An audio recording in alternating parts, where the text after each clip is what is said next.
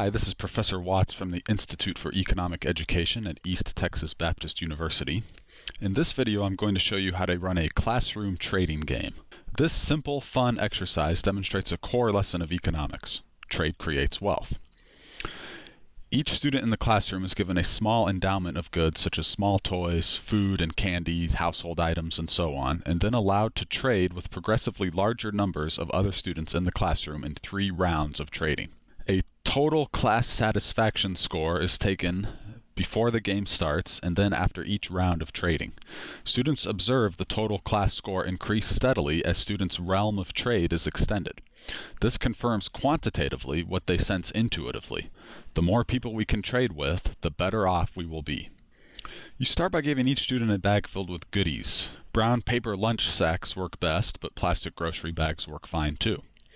To provide each student with 2 or 3 items while still making the overall activity affordable, shop the clearance aisles of major discount retailers such as Big Lots or Walmart. For the game you'll see in this video, I spent a total of about $47, and that provided goodie bags for about 40 students with some left over. To help induce trading and make the activity more fun and memorable for the students, fill the bags with a diverse array of items. You want to minimize the chances that any particular student will be thrilled with what he or she initially received, and thus unwilling to trade.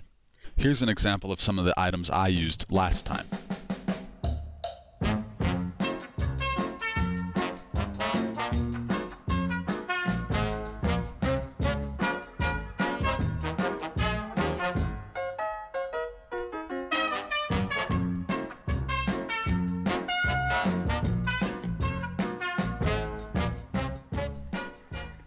The more diverse the goods, the better. Start the activity by telling students to open their bags and examine their goodies. Be sure to let the students know that the items are theirs to keep and dispose of as they wish. Announce that the class will be doing a trading activity, trading game, that helps illustrate one of the most basic, important principles of economics. Don't say what this is yet. You'll solicit this from the students at the close of the activity. You might add that this is something the students already do on a daily basis, and therefore they are most likely quite familiar with it. Indeed, the students aren't really going to learn anything new. Rather, they will simply observe, in a focused and self-conscious fashion, a naturally occurring economic phenomenon that is really the basis of the study of economics. To quantify the results of trading and make aggregate comparisons, it is important to keep track of the class satisfaction score. While it is impossible to quantify satisfaction because preferences are subjective, and it's really a no-no in economics to make interpersonal utility comparisons, it is helpful in this activity to come up with a score that summarizes the overall results of trading.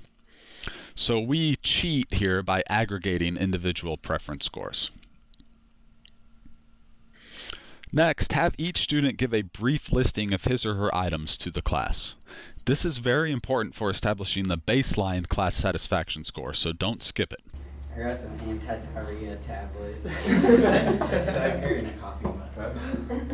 Got a rag, some chalk, some candy, and hot cereal. After students report their endowments, give the following instructions. I want you to rank on a scale of 0 to 10 your satisfaction level with what you got relative to what is available. That is, how happy are you with what you did get based on what you might have gotten. For example, of all the items I handed out, if you got the single most ideal item for you, you're a 10. If you got something you absolutely detest and would never use, you're at a 0. Now, if students seem uncertain about the scoring process, you can tell them that it's like the pain chart you might have seen in the doctor's office. Except we're not measuring pain on a 0-10 scale, but our satisfaction level with the goods that were handed out. As you go down each row of students, record their scores on the board. When finished, add them up to establish a baseline total score for the entire class. 0 to 10, 10 being the best of all worlds, 0 being worst. Go. I'll say 8. 0. 7. 7. 5. 5. 4. 4. 4. 7. 7. 0. 0. 0. 6. Okay, now for the fun part. Announce to the students that they are going to be allowed to trade. Be sure to let the students know that the trading is completely unstructured and open-ended. I usually say the only rule is no stealing, and let a free-for-all commence. You should also inform them that they don't have to trade if they don't want to. Now, here's the catch. To start off with, students may each trade with only one other student. If you have a classroom where students are seated 2 to a table, you may simply say you are only allowed to trade with the other student at your table. Otherwise, you may need to designate groups of 2 students. Students will typically spend about 2 or 3 minutes haggling with their neighbors. Once things quiet down, or if necessary, you halt the first round after about 3 minutes, have students rank their satisfaction again on the 0 to 10 scale. Go in the same order each time so you can compare each student's score to the previous round. You may note that scores should only go up if the student traded, or stay the same if there was no trade. Again, add up the scores to generate a new total satisfaction score for the entire class. This is principles economics, so take a wild guess as to what I'm going to let you do now. Trade, but here's the catch. You can only trade with your neighbor at the same table. Go.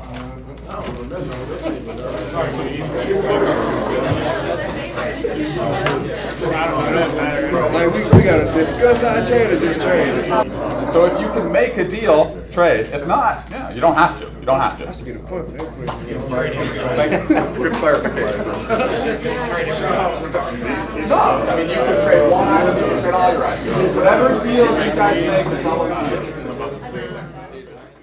Okay, now, just by simple logic, if you traded, what should happen to your score? Goes up. Your score should go up. So if you didn't trade, you're probably going to be the same. If you traded, it probably goes up, right? How many traded, by the way? Okay, well, quite a few of us. Cool. All right, so let's do the same thing. We're just going to go in the exact same order. Give me your new number.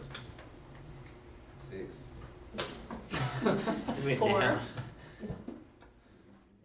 The procedure is repeated, except that now students may trade with others in a designated larger group. In my classrooms, I typically join together 2 tables of 2 students each for a 4-person trading group. You may designate larger groups to suit your needs based on class size. Again, after the hubbub has settled, have the students rank their satisfaction on the 0 to 10 scale and add up the scores to find the new total satisfaction level for the entire class. Well, let's trade again, shall we? This time, you can only trade with people in your column of tables. So these 4, these 6, these 6 right here. Everybody,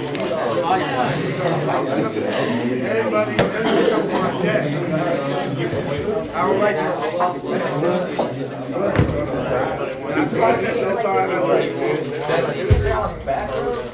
4, 9.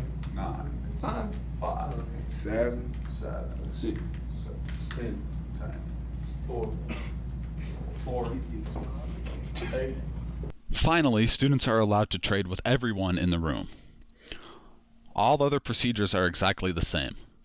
Once things settle and students are back in their seats, go in the same order and have students re-rank their satisfaction a final time, which is then of course added up again for the entire class score. Now I will open trade with the entire world of the classroom. So now you're free to trade with anybody in the room. just sit there.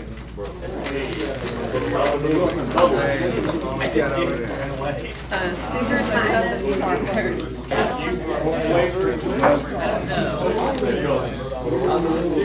and the starters.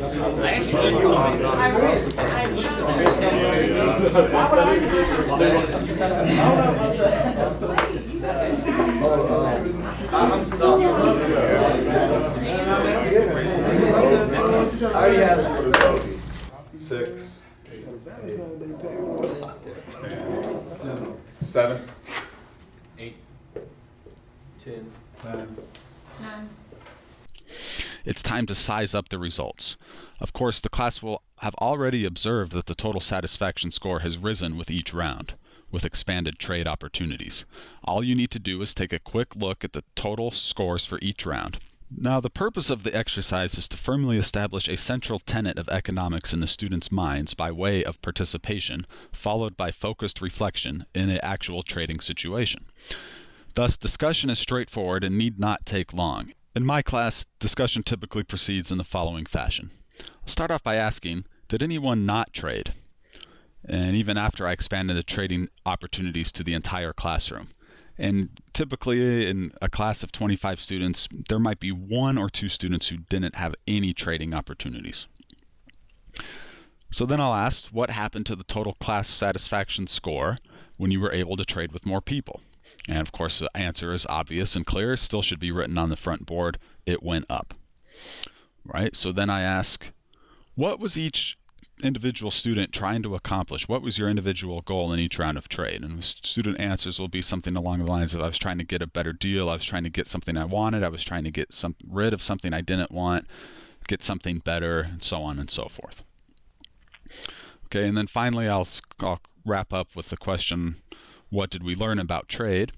And this is the big takeaway from the entire exercise. And student answers will vary, but they'll typically say things like, when you can trade with more people, the scores went up, everyone's better off, everyone gains from trade, trade is good, on and on and on.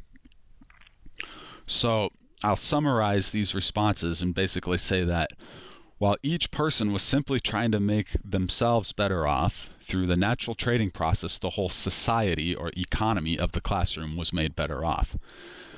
And this is really a fundamental principle of economics. People pursuing their own self-interests are naturally inclined to trade, and when institutions promote a secure trading environment, the individual pursuit of self-interest improves the well-being of society overall. Or in short, trade creates wealth, and I'll write this on large letters on the board as the basic lesson we just observed.